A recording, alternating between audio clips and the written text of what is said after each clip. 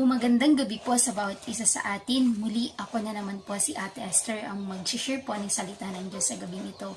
Last week, napag-aralan po natin ang about sa temptation na shinare po ni Kuya Alvin.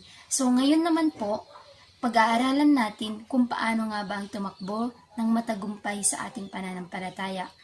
So bago po tayo magsimula, manalangin po muna tayo. Ama, maraming salamat sa gabing ito. Patuloy, O God, na humihingi kami ng kapatawaran sa iyong mga kasalanan. Dalangin ko po, O God, na ang salita mo, O God, ang siyang maririnig namin sa gabing ito ay tumimo sa aming puso at magbunga upang sa ganun, O God, ay maisa pamuhay namin ito sa aming pang-araw-araw na pamumuhay namin. Lord, dalangin ko na i-pour out mo po, O God, yung wisdom mo at kalakasan, Panginoon, na nanggagaling sa iyo, Panginoon, sa bawat isa sa amin. At Lord, sa oras na ito, as we hear your words, Panginoon, hayaan mga Lord na kumilos ka, maghari ka sa iyong mga buhay. Maraming salamat, Ama. We declare once again the victory and the success of this youth fellowship sa gabing ito. Sa pangalan ni Jesus ng aming dalangin. Amen and amen. So, pag-aaralan po natin sa topic na ito ay kung ano nga ba ang ibig sabihin ng running, kung ano nga ba ang ibig sabihin ng totoong tagumpay, kung ano nga ba ang purpose ng Panginoon, bakit niya inaalaw na tayo ay madapa sa ating takbuhin sa ating pananampalataya. At last po, pag-aaralan natin kung paano nga ba ang tumakbo ng matagumpay sa ating pananampalataya. So, una po, what is running?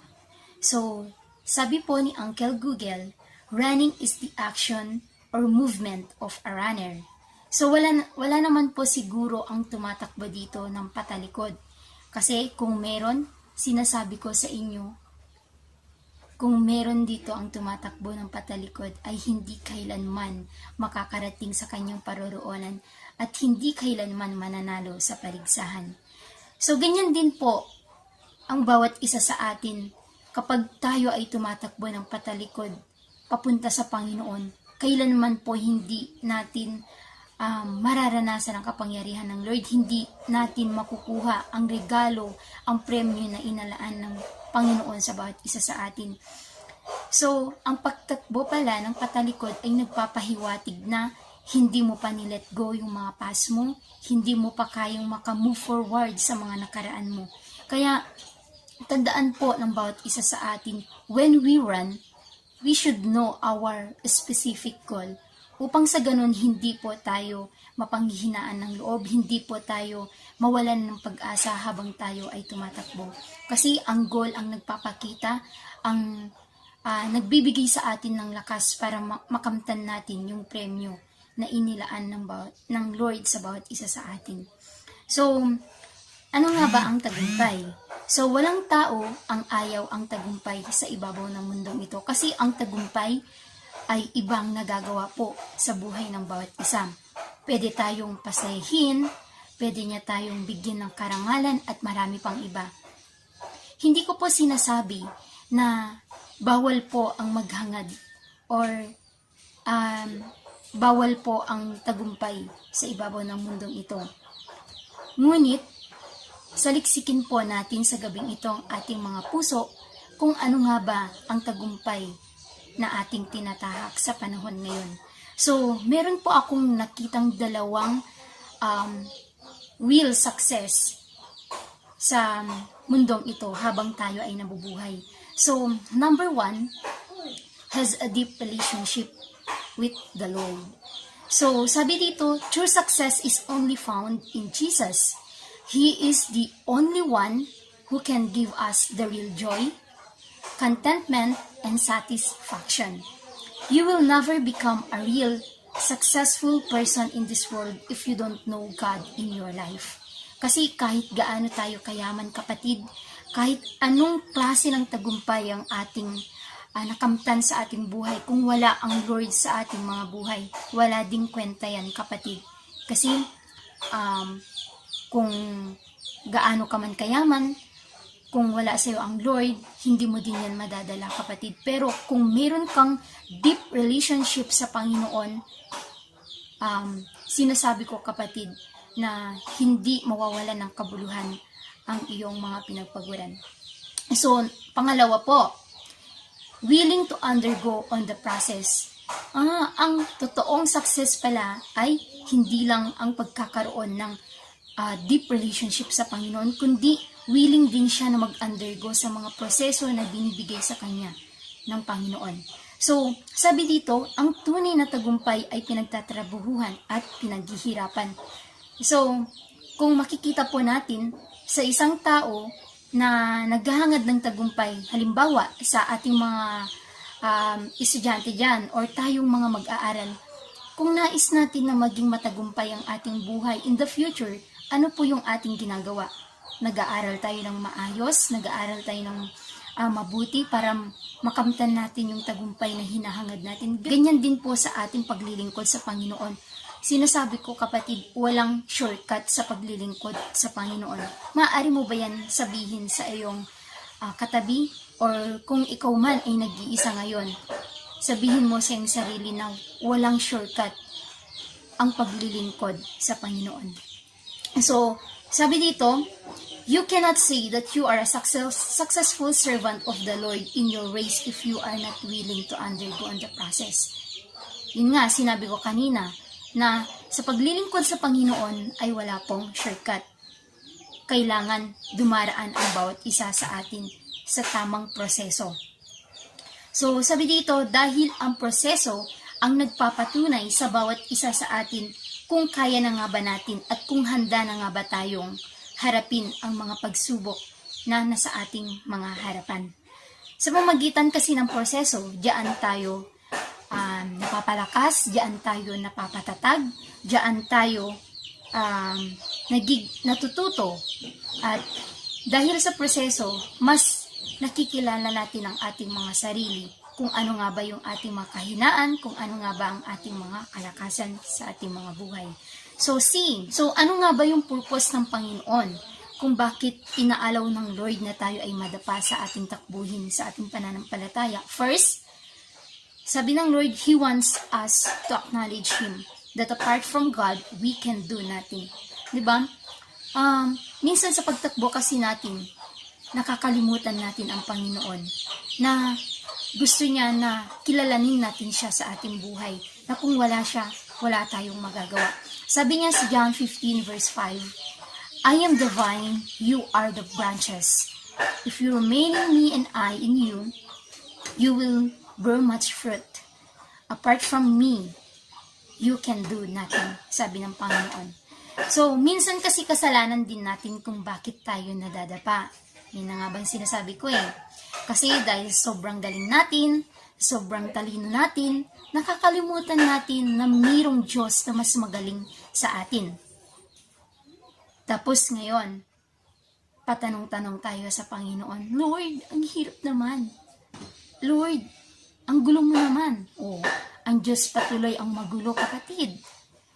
Bakit? Kasi hindi natin sinasali ang Panginoon sa ating takbuhin. Hindi natin ini-involve si Lord sa ating buhay kung kaya't nadadapa tayo. Na maaring sabihin natin, Lord, dyan ka na. Kaya ko naman na to. Hindi na po kita kailangan. Sus, sinasabi ko sa iyo kapatid, hindi ka magtatagumpay kung ganyan yung ating attitude. Kaya, kapatid, kung nais mo ngayon ang maging matagumpay sa iyong takbuhin, sinasabi ko sa iyo, manatili ka at kilalanin mo ang Diyos sa iyong buhay. Number 2, He wants us to become matured enough. Yan. Sabi dito, mistake is a part of growth. Kasi di ba nga, kung hindi tayo nagkakamali, hindi tayo natututo. Kung hindi tayo nagkakamali, hindi tayo napapatatag. Kung hindi tayo nagkakamali, hindi tayo matututo doon sa mga pagkakamali natin. Kasi sa ating mga pagkakamali, doon tayo mas malago. So, number 3 po, you want to mold us. Sabi niya dito sa Jeremiah 18 verse 4, but the pot he was shaping from the clay was made in his hands, so the potter formed it into another pot, shaping it as seems best to him. Sa Tagalog naman, kapag ang ginagawa niyang palayok ay nasira, hinahalo niyang muli ang putik at hinugisan ng panibago. So, ganun pala ang nais ng Lord sa bawat isa sa atin, na kung tayo ay nadadapa, mayroon palang purpose ang Diyos. Minumold niya pala ang ating mga ugali, minumold niya pala ang ating mga kahinaan, minumold niya pala tayo upang sa ganun mas makikita kung ano ang dapat na idisenyo ng Lord sa bawat isa sa atin. God mold us because He wants to bring out who we are in His sight, and so that we can see what is best He has in store for us, and so that we can see what is best He has in store for us. Di po, how to run successfully in our faith. So, meron po akong nakitang 4 na pamamaraan upang tayo ay maging matagumpay sa ating takbuhin sa ating pananampalataya. First, remove any obstacle. Sabi dito sa Hebrew 12 verse 1, kaya nga napapaligiran tayo ng napakaraming saksi, tanggalin natin ang anumang bagay or balakid at ang kasalanang kumakapit sa atin. So, sabi dito, ang obstacle ay nagre-represent na sin. Halimbawa na lamang po sa isang lalaking tumatakbo, di ba? Na sa pagtakbo niya, madami siyang mga dala, na kung saan yun po ang dahilan para hindi siya makatakbo at hindi siya makarating sa finish line. So, sa tingin po ba natin, ang lalaki na madaming dala sa kanyang pagtakbo, mananalo kaya siya sa paligsahan at makakarating sa kanyang finish line? Di ba po hindi mangyayari yan sa kanya? Kasi madami siyang mga dala na kung saan yan ang nagpapabigat sa kanya para hindi siya makarating sa finish line. Ganyan din po ang mangyayari sa bawat isa sa atin, na kung saan sa ating pagtakbo sa ating pananampalataya, maaaring madami tayong mga dala, mga galit, mga hindi pagpapatawad sa kapatid natin, mga kasalanan na ang siyang bigat sa atin para hindi tayo makatakbo ng maayos sa Panginoon, ay hindi tayo magiging matagumpay sa ating takbuhin sa Panginoon kung hanggang ngayon dala pa rin natin yung mga bagay na iyan, na sinasabi ng Lord na i-let go na natin, pero hindi pa natin kayang i-let go kasi nga nandyan pa yung mga galit, nandyan pa yung mga bagay na hindi pa natin kayang i-surrender sa Panginoon. So, always remember po na sin can hinder us to fulfill God's plan in our lives. Na ang kasalanan po, pag hindi natin yan ni-let go, hindi po natin yan ni-resist, hindi po natin magagawa yung kalooban ng Panginoon sa ating mga buhay. So, sabi dito, resisting of doing sin is an act of surrendering and obeying to God. Na piliin po na natin na i-resist, piliin po na natin na wag nang gumawa ng kasalanan, na i-remove na natin yung mga bagay na naghihinder sa atin para hindi tayo makausad, para hindi tayo makarating sa finish line na inilaan ng Panginoon sa bawat isa sa atin. Kasi pag once na yan, ang siyang tumimo sa ating puso or na-stuck yan sa ating mga puso, kailanman kapatid, hindi ka magiging matagumpay sa iyong takbuhin sa Panginoon.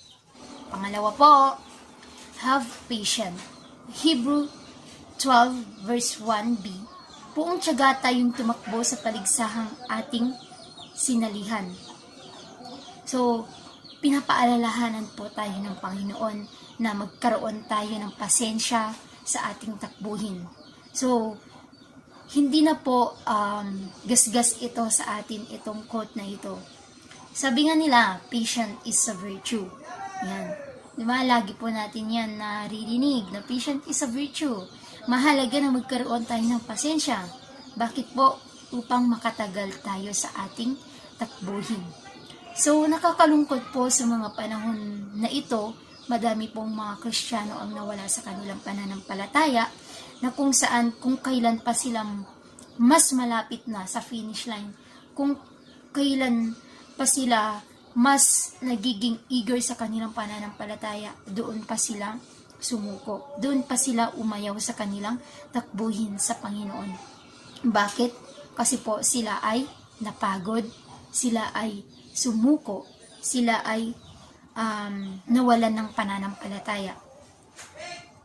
Na parang sa panliligaw din yan, na kung kailan mas malapit ka ng sagutin ng nililigawan mo, dun ka pa nawalan ng pag-asa, dun ka pa sumuko at dun ka pa bumigay, kapatid. So, dyan sa mga natamaan dyan ha, huwag kayong magmadali. Kasi may mas magandang inilaan ang Diyos sa bawat isa sa atin. Gaya din yan ulit ng pagtatanim ng isang punong kahoy. 'Di ba, sa ating pagtatanim, buong tiyaga natin hinihintay ang ating itinanim, kung kailan nga ba pwede siyang pitasin or kung kailan siya pwedeng i-harvest. So, learn to have patience, kapatid, so that you will not give up easily. Pagtakbo natin ay lagi kang malakas, lagi kang matatag, kundi kung nakakaranas ka man ng kapaguran, pwede ka naman magpahinga eh. Bakit hindi mo kasi gawin? Pwede kang magpahinga pero hindi allowed lang ang sumuko. Kasi pag sumuko ka, hindi na mapapasayo ang premyo na inalaan ng Lord sa bawat isa sa atin. So number 3 po, fix our eyes unto Jesus, or fix your eyes on Jesus. Sabi dito sa Hebrew 12 verse 2, ituon natin ang ating paningin kay Jesus. Sa Kanya nakasalalay ang ating pananampalataya mula simula hanggang katapusan. Dahil sa kagalakang naghihintay sa Kanya, hindi Niya inalintana ang kahihiyan at pagkamatay sa krus, at Siya ngayon nakaupo sa kanan ng trono ng Diyos. So sa ating pagtakbo, madaming mata ang nakatingin sa atin. Minsan, yung mga matang iyon, nililift up niya tayo. Minsan, dinadown tayo or pinupuna. Kung kaya't pinapaalalahanan tayo ng Panginoon na kung tayo ay tumatakbo sa ating pananampalataya, huwag po natin ituon ang ating mga mata sa mga tao. Kasi ang posibilidad po niyan ay madi-discourage lamang po tayo, madi-disappoint lamang po tayo kung tayo ay nag-focus sa tao. Halimbawa, kung may nakita kang isang ka-churchmate mo na nagkamali, bakit ganun siya? Bakit ganito yung ginagawa niya samantalang Kristiyano na siya? 'Di ba?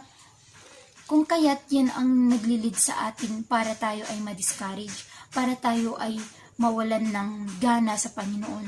Kung kaya't sabi ng Lord sa bawat isa sa atin sa gabing ito, huwag mong ituon ang iyong paningin, anak, sa tao, kasi kagaya mo din lang yan na nagkakasala, na nagkakamali. Kung kaya't ang nais kong gawin mo ay ituon mo yung mata sa akin upang hindi ka ma-discourage. Yan ang nais ng Lord sa bawat isa sa atin. Fix our eyes to Jesus. So sabi dito, focus our eyes on things that are eternal and not on things that will not last. Diba? Ayusin po natin, ituon po natin yung ating mga mata sa mga bagay na pangwalang hanggan at hindi dun sa mga bagay na hindi magtatagal. So, number 4 po, endure all hardship as Heavenly Father correct you. So, di ba po ba sa ating pagtakbo, madaming correction, madaming rebuke ang mararanasan natin. Kagaya din po yan sa ating mga magulang. Kung meron tayong mga pagkakamali, pinapalo nila tayo. Ngunit, wag po nating itanim sa ating mga puso, sa ating mga kaisipan, kung tayo ay kinukorek ng ating mga magulang, ay ibig sabihin nun ay hindi na tayo mahal. Bagkus kinukorek tayo ng ating mga magulang kasi gusto nilang mapabuti tayo bilang kanilang mga anak. Gusto tayong maging maayos, dahil mahal na mahal nila tayo. Ganyan din po sa ating Amang nasa langit. Kinukorek tayo ng ating Amang nasa langit sapagkat mahal na mahal niya ang bawat isa sa atin. Dito, correction is painful, but it doesn't mean to hurt or humiliate us. But it is a way for us to be a good person or to be a good servant of the Lord. Minsan masakit talaga ang makorek. Pero wag po natin isa-isip, wag po natin itanim sa ating mga isip na kung kinukorek tayo ay hindi po nais nila o layunin nila na tayo ay saktan, hindi po nila layunin na tayo ay ipahiya, kundi ito ang way ng ating mga leaders or ito ang way ng ating Amang nasa langit para magiging mas maganda tayong lingkod ng Lord, upang mas magiging a good servant tayo ng Panginoon at magiging good person tayo dito sa ibabaw ng mundong ito. Kaya kapatid, kung kinokorek ka ng iyong mga leader, kung kinokorek tayo ng Amang nasa langit, mahalin po natin ito sapagkat sa pagkukorek ng ating Panginoon, dito napapatunayan na mahal tayo ng Diyos. So, ano po ulit yung 4 na way para magiging matagumpay ang ating takbuhin sa Panginoon? Unang-una po, remove any obstacle. Pangalawa po, have patience. Pangatlo po, fix your eyes on Jesus. At ang huli po ay endure all hardship as Heavenly Father correct us. So, ang ating conclusion po sa gabing ito, meron po akong ginawang maikling tula na ito ang nais ng Lord na ipahayag at ipasabi sa bawat isa sa atin. So, ang conclusion ko po ay magpatuloy ka lang sa iyong pagtakbo at iyong matatanaw sa dulo ang pinakamainam na regalo ko sa iyo. Dahil ikaw na lingkod ko ay hindi kailanman sumuko. Yan po ang nais ipahiwatig ng Lord sa bawat isa sa atin. Ano man yung mga nararanasan natin sa buhay, even dryness man yan, finances, nawawalan ka na ng pag-asa, nahihirapan ka na sa pagtakbo mo sa Panginoon, huwag mong hayaan kapatid na hindi mo marating ang finish line na ibinigay sa iyo ng Lord. Kasi behind sa finish line na iyon, mayroong premyo ang inilaan ng Lord sa bawat isa sa atin. Ang premyo na iyon ay buhay na walang hanggan. Kaya kapatid, kung ikaw ay nanghihina, lumapit ka lang sa Panginoon. Dahil sa Panginoon, mayroong kapayapaan. Sa Panginoon, mayroong kalakasan. Sa Panginoon, mayroong buhay na walang hanggan. Kaya sa gabing ito, tandaan po natin ang ating napag-aralan ngayon. Kaya magpatuloy ka lang at naniniwala ako na ang Diyos ang magbibigay ng reward sa bawat isa sa atin kung hindi tayo susuko sa ating takbuhin para sa Kanya. Maraming salamat po sa pagkikinig. Shalom and God bless everyone.